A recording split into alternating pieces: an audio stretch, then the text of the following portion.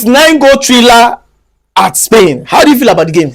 Honestly, it's as a neutral, I enjoyed all the goals. I enjoyed every single one of those goals. You understand? We expected this type of game. We wanted the game to be, end to end, and of course it was. But nobody saw that amount of goals coming. 9 goals, nah. That was so much. That was so much. All right, so let's talk about how they played in the first half. Do you think that that France could have capitalized in the first half? Well, I think the opening 15 minutes, France were the better team. Up until when Spain scored, France were the better team. You understand? I still think that if the French backline was better than they played today, I don't think Spain would have scored 5. But anyway, I think Spain collected their chances, and then it is what it is. And why is it that Spain always produces numbers of goals? You can't outscore them. They will always score, no matter how you fix yourself. Well, I think it's down to fantastic coaching. You get it, putting the right players in the right place. You understand? Make sure that those doers. Spain didn't play with number 9 today, but yet they scored a good number of goals. You could see Merino was the. But they played with Oyezba. Oyezba played number 9. That's why I'm saying they don't have Oyezba is not a number 9. Oyezba is a midfielder. Yet he played the number 9. Even at some point, Merino was going to the number 9 position. You understand? They were swapping. So it's down to good coaching. You could see the difference between the Spanish team and the French team. It's down to coaching, because it was in terms of player balance. I think France had the better player balance than Spain. Yet tactically, Spain was still better. Spain was having a lot of channels to run into. The opening 10 minutes of the second half, Spain scored 2 goals out of nowhere. So that tells you how fantastic and how much they understood the areas to exploit. All right. So a lot of fans were saying that the Spanish manager spoiled the game when he took off Pedri and that of Nico Williams and one other guy again. Do you think that change really changed this game? Well, I think the game had, this. It already has a nature. You could see the characteristic even from the first half that either team could, score so much goals. Not necessarily because of the substitution that came in. The France was already dominating Spain. Spain was creating chances. France were creating chances. It was just down to discipline. Spain were more clinical. France were not that clinical. So, but the goals was already in the game. You could just feel it that a lot of goals will happen with or without the substitution. The goals will still happen. But then I think when France scored the second goal to make it 5-2, you could feel that something was going to happen. Yes, the own goal and everything, but then even Spain could have scored more because France were thin at the back. You understand? So I kind of feel like, yes, the substitution and everything. The setup was France from the first half. You could see that Lenglet, Kalulu, and Theo Hernandez, they were horrible, very, very horrible.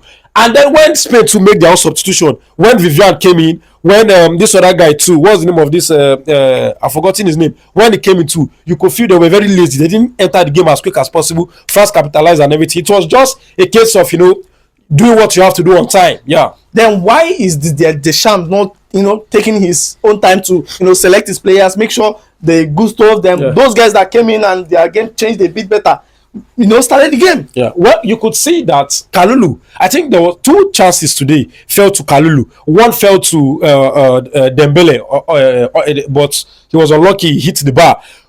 It's not a case of whether Gusto should have started or Kalulu should have started. It was a case of having Mbappé in the right place.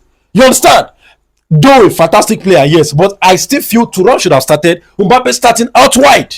That would have given them more maturity, in the final third. Then when Kalulu is coming in, Kalulu is going to, do the right thing with the ball. But Kalulu did a lot of, cross-field, box-setting crosses that there was no presence there. You get it? There was no presence because Mbappé is not that type of player that likes to stand in the number 9 row. He likes to, run into the 18 and all like that. All right. So, well, it's just a case of, for me, I think it was more like Spain were more tactical, more clinical, and then they got the goal. This Unai, the Spanish keeper, who saved a lot of chances in the first half, any words for him? Well, I think the Spanish goalkeeper Unai Simon and what's the name of this guy? Magnan. You could just see the difference. Magnan, for crying out loud, you didn't make a save. Did you remember Magnan making any save? I don't know. Anyway, he's coming Chelsea goalkeeper. Who said he's an incoming Chelsea? Chelsea will go collect their. If they don't pay, they will go collect them. Chelsea deserve to have their own version of Onana. They deserve it. Yes, they need it. It's very good for them. It's healthy. Let them have one. Let me have one. Just for one season. Yeah, just for balancing. For balancing. So, but anyway, it was a good game. It was a good game. You could see, and shout out to the likes of Yamal, the likes, I don't know, the French number 13. That guy was awesome. That black guy. Yes, guy was awesome. Tireless running, tireless passing. You know, in fact, I and Nico Williams too. Yes, that reminds me. I think Spain kind of lost advantage when Nico left the pitch. You understand? That is what I'm saying. Yeah. There's not much strength for that side. It's Exactly. not wide again. It's only Lamine Yamal side. Yamal, yeah. And they narrowed it up. Yeah, they narrowed it up. That's Exactly. what happened. Yes, exactly. And secondly, the midfield itself, the chances creating from that side, nobody to, you know, when you have two white players, you Yes, can he either stretch choose. the pitch. Yeah, you stretch the pitch, and Yeah. you can always choose between this person or this person. And they also but play now, the center. it's only one person. And even that center, if you try put ball that side, it won't go. It's only one Lamine. Yeah. So that was what happened, and that was why Spain, I think Spain lost everything. And I think this guy Mbappé was actually impressive. Mbappé was impressive. Players that you expected to be impressive, they were impressive. I think Dembele also had a decent game. You could see he was telling the manager that his coach that he had a hip something, but he could have scored one goal. And then Yamal, Dembele, Rayan Cherki. Oh my goodness, that guy was scintillating. 20 minutes of, I don't like him. You get it, because what he did at Old Trafford, I don't like it. So, but today, no. 20 minutes and then he showed perfection. The passes, the shot. Look at the goal he scored.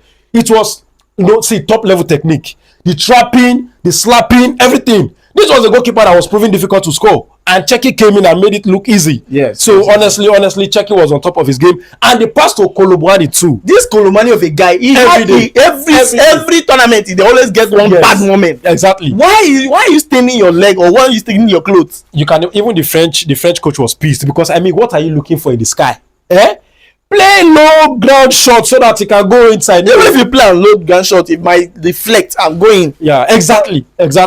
And well, shout out to what's it called? The Spanish team. They were awesome, beyond awesome. I think for every football fan, I can tell you that it was a fantastic game. The game was filled with goals. It was filled with action. There was no point in time that you feel like, okay, this game is getting boring. Even though Spain was leading 5-1, it was still entertaining. The pressure was still there. France didn't give up. Spain too wanted to score more. So, but to be honest, it was the team that scored the better goals that went through. All right, so let's talk about Bakola. This little boys of PSG will come on.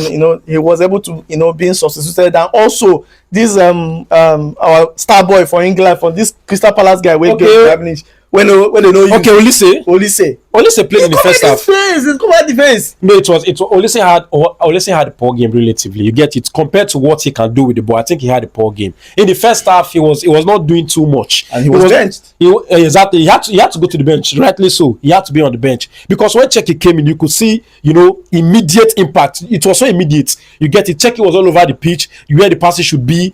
The pinpoint pass to Kolo Muani was just top notch. It went straight to Kolo Muani's head. That it takes a lot of class to make that type of pass. And what's the name of this guy too? In Spanish, this thing, Oyarzabal. Damn, Oyarzabal was excellent. A lot of players don't get the praise they deserve because they don't score goals. You understand? That is why sometimes you look at the midfielders, and then sometimes they are quiet and all like that. But it is because of them that the whole thing is thick.